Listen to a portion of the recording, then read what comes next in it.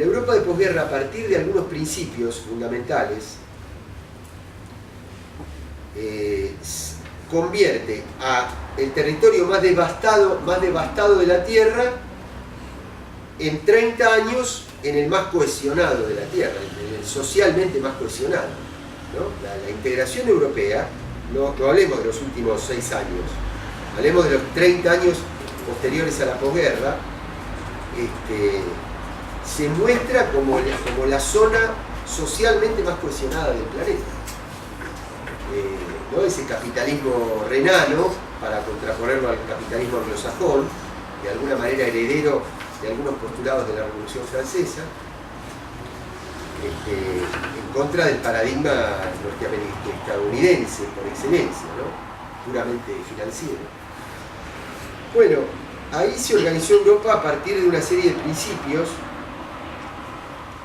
Yo creo que la recuperación de Europa se sostiene por algunos principios fundamentales. El primero, no habrá más guerra dentro de Europa, ¿no? Podremos hacer la guerra y disputar en otras regiones del planeta en términos de disputa de hegemonía mundial, pero no dentro del territorio, porque esta guerra en poco tiempo nos demandó 60 millones de muertes, ¿no? El segundo principio, consolidar un sistema político estable, ¿no? Una democracia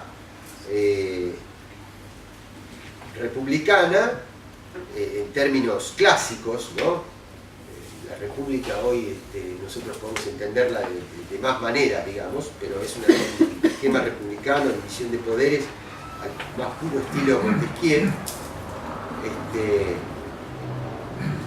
consolidando un sistema de alternancia de partidos siempre moderado, digamos, ¿no? Es decir, se puede aceptar hasta la presencia de partidos comunistas de masas, pero que no gobiernan, ¿no? El paradigma de Italia de posguerra, ¿cuál es? Hay una norma escrita que es, va a haber una democracia de partidos, pero había una norma no escrita, es uno de esos dos partidos jamás triunfará, ¿no? Podrá triunfar en algunos municipios, en algunas regiones, tener movimiento parlamentario, pero no podrá gobernar una Italia que además es la sede de la autoridad del catolicismo mundial. El tercer principio es nunca más dependeremos de otros para nuestra alimentación, y es el origen de lo que hoy sufrimos como política agropecuaria común, que hoy son subsidios y proteccionismo a la importación de alimentos, pero que en su momento era tratar de garantizar cierta seguridad alimentaria del continente. Y el cuarto principio, la integración a partir del uso común de los recursos naturales. No se olviden que de los recursos naturales que posee Europa, obviamente también tenía que tener una política común para todos los recursos que no tiene Europa, que es un problema en este momento.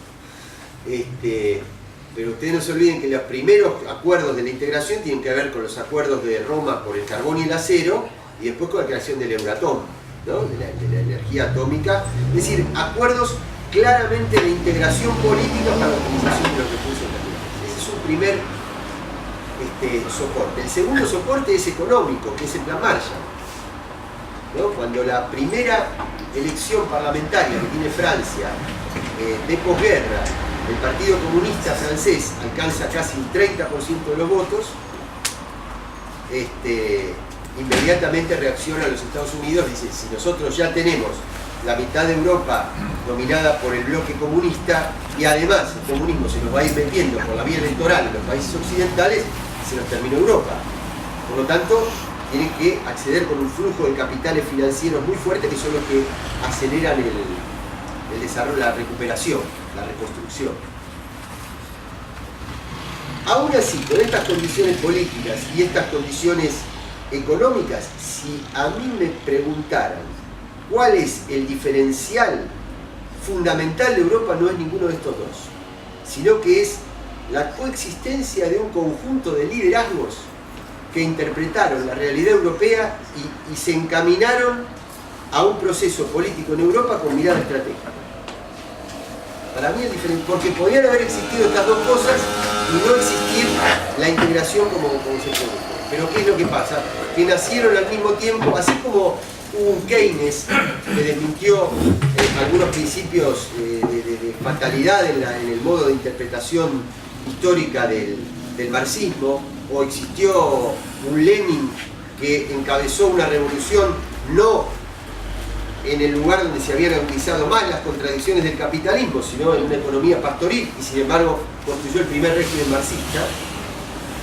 Bueno, así en Europa también tiene valor la presencia de estos liderazgos, es decir, De Gaulle, Adenauer, De Gasperi en Italia, y los dos sabios franceses, Schuman y Monnet, y se consolida aún la visión de Churchill, digamos, con todo con el papel que Inglaterra juega como puente, como garante, digamos, de la dominación estadounidense en Europa. Aún así Inglaterra también contribuyó a ese proceso de integración a su modo, con su margen de autonomía y demás, que la sostiene hasta hoy, pero Europa se consolida y entonces pasa de ser uno de los países más de las regiones más devastadas de la Tierra en un lugar de una gran concentración de recursos y un nivel de distribución de esos recursos bastante equilibrado, digamos, ¿no? Donde la